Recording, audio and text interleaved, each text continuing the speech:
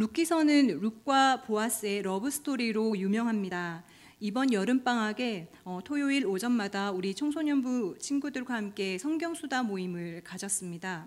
룻기서를 함께 읽고 나누었는데요. 모임 첫날 함께한 친구들이 룻과 보아스의 러브스토리 때문에 잔뜩 기대를 하고 왔더라고요.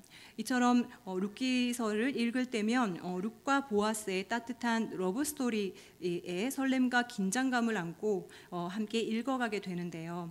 이 설레임과 긴장감을 쭉 따라가다 보면 우리는 회복의 이야기를 발견하게 됩니다. 룻기서 이야기의 시작부터 등장해서 마지막까지 등장하는 이름은 나오미입니다. 처음과 끝을 담당하고 있기 때문에 마치 나오미가 룻기서의 주인공인가 싶기도 합니다.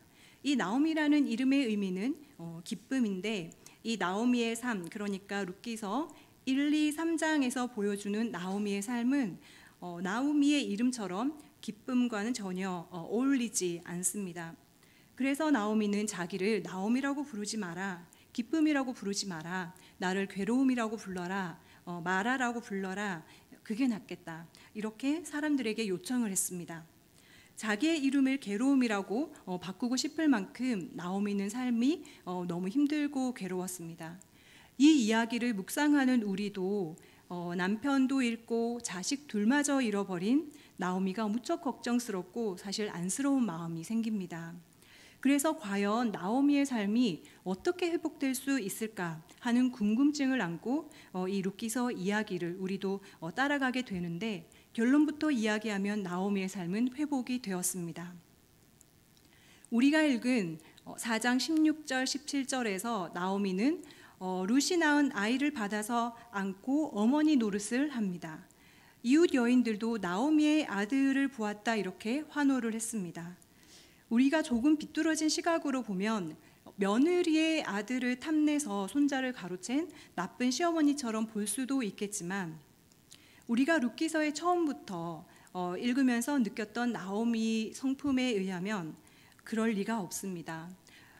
룻의 아들을 나오미의 아들로 묘사된 부분은 나오미가 회복되었다는 것을 말해주는 것입니다.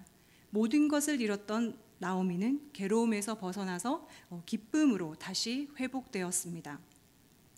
그런데 나오미는 어떻게 회복되었을까요?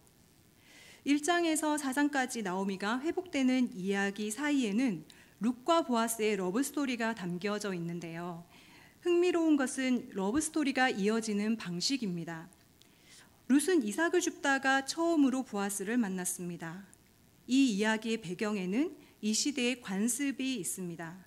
레위기 23장 22절을 제가 읽어보겠습니다. 새 번역입니다. 너희가 밭에서 난 곡식을 거두어 드릴 때는 밭 구석구석까지 다 거두어 드리지 말고 또 거두어 드린 다음에 떨어진 이삭을 줍지 말아라. 그 이삭은 가난한 사람들과 나그네 신세인 외국 사람들이 줍게 남겨두어야 한다. 내가 주 너희의 하나님이다. 방금 읽은 구절은 곡식을 거둘 때 지켜야 하는 절기, 즉 감사 예배에 대한 규례를 주저리 설명하고 그 끝에 한 절 달려 있는 내용입니다. 추수하게 하신 하나님께 감사의 제사를 드릴 뿐만 아니라 가난한 사람들을 위해 밭 구석구석까지 다 거두지 말고 밭 귀퉁이는 남겨두도록 하고, 또 곡식을 거둘 때 이삭이 떨어지면 떨어진 이삭을 줍지 말고 그냥 남겨두도록 했습니다. 이 이삭 줍기는 가난한 사람, 나그네들의 권리였고 이 사람들을 위한 관습이었습니다. 그래서 룻은 이스라엘의 관습을 따라서 보아스 농장의 일꾼에게 당당하게 따라다니며 이삭 줍는 것을 허락해달라고 요구를 할 수 있었고, 또 보아스 농장은 감사 예배와 더불어서 함께 지켜야 할 그 가난한 사람들을 위한 이 관습을 아주 잘 지키는 농장이었던 것입니다. 이곳에서 룻과 보아스는 처음으로 만납니다. 룻과 보아스를 연결시켜준 또 다른 이스라엘의 관습이 있습니다. 기업 무르기와 수원 제도입니다. 기업 무르기는 레위기 25장에 잘 설명되어 있는데요. 이스라엘은 이집트를 탈출해서 하나님이 약속하신 땅 가나안 땅에 들어갔을 때 모든 사람들이 땅을 다 지급받았습니다. 그리고 그 땅의 가문의 유산으로 내려왔습니다.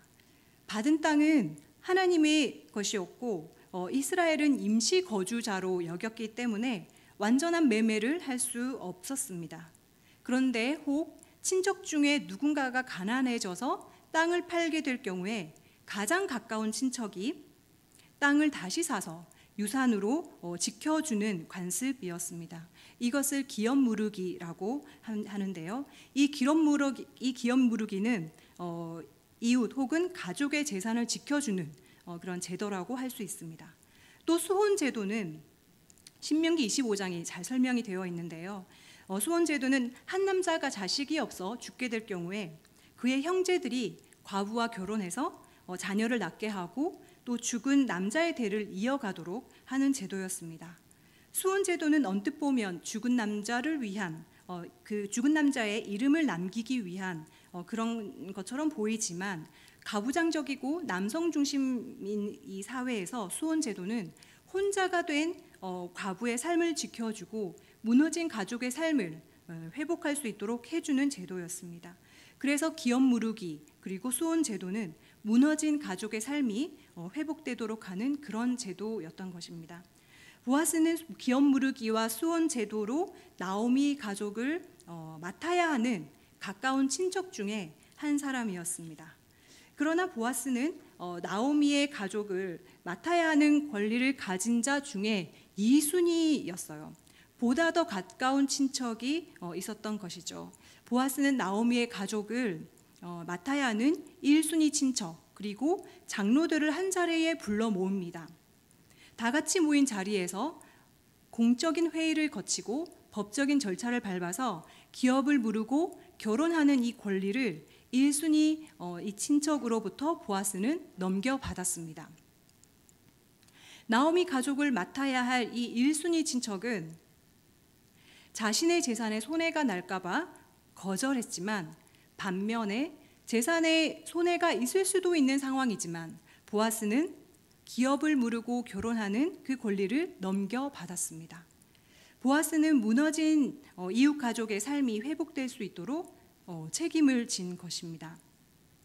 룻과 보아스의 러브스토리의 시작에는 이스라엘의 이삭 줍기 관습이 있었습니다. 그리고 기업 무르기와 수혼 제도는 룻과 보아스의 러브스토리의 결실을 맺어주는 역할을 했습니다. 이 세 가지 관습은 모두 가난한 사람들을 지켜주고 무너진 가족의 삶을 회복시켜주기 위한 것이었고 보아스는 이 관습을 잘 이행해서 룻뿐만 아니라 나오미의 가족까지 지켜주었습니다. 나오미가 기쁨을 회복할 수 있었던 이유는 바로 가난한 이웃을 그리고 무너진 가족을 지켜주고 살던 관습을 성실하게 실천하는 이웃이 있었기 때문입니다. 보아스는 하나님이 이스라엘에게 주신 이 관습을 성실하게 지켰고 이 사람을 통해 하나님은 일하셔서 나오미는 회복되었습니다. 룻기서 시대의 배경은 사사시대입니다. 사사시대에 대한 우리의 인상은 그닥 좋지 않습니다. 사사기를 읽을 때면 앞에 있는 창출 레민시는 도대체 어디로 갔나 이런 생각이 듭니다. 사사기 저자는 이스라엘 백성에 대해 평가하기를 이스라엘이 악한 행위와 악한 행실을 버리지 않았다 이렇게 이야기를 합니다. 그런데 룻기서의 배경은 사사시대입니다. 사사기의 사사시대와 룻기서의 사사시대는 너무 다르게 느껴집니다. 우리가 알고 있는 사사시대에 대한 일반적인 상식은 하나님의 말씀을 떠나기에 바쁜 사람들이고 또 바쁜 시대였는데 그 시대의 보아스는 하나님의 말씀을 따라서 사는 사람이었습니다. 사사시대의 이스라엘은 소망이 없어 보입니다. 그런데 소망 없어 보이는 그 시대에 하나님의 말씀을 따라서 가난한 이들과 무너진 가족을 회복시키는 관습을 성실하게 이행하는 사람들이 있었던 것입니다.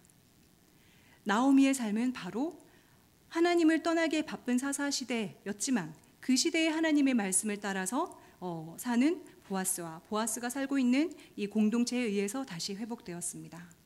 그런데 뿐만 아니라 룻과 보아스를 통해 다윗과 예수 그리스도의 계보까지 이어집니다. 하나님의 말씀을 따라 사는 사람들의 그 일상을 통해서 하나님은 시대를 회복하는 하나님의 일을 행하셨습니다. 사사시대에 대한 우리의 인상이 그닥 좋지 않은 것처럼 우리가 살고 있는 이 시대에 대한 우리의 인상도 사실 그닥 좋지 않습니다. 가끔 이런 생각을 하게 됩니다. 우리는 도대체 어디로 가고 있을까? 사회에서 굵직하게 사고치는 사람들이 기사에 나오는데요. 그 사람들이 알고 보면은 기독교인들의 경우가 굉장히 많습니다.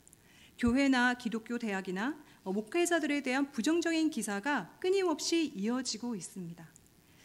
또 어린아이들도 다 아는 이 더불어 사는 세상은 도대체 어디에서 발견할 수 있을까 싶은 이런 고민이 깊어지게 됩니다. 언제나 사사시대였던 것인지 아니면 지금 우리가 살고 있는 이 시대가 사사시대가 된 것인지 그런 고민이 생기기도 합니다.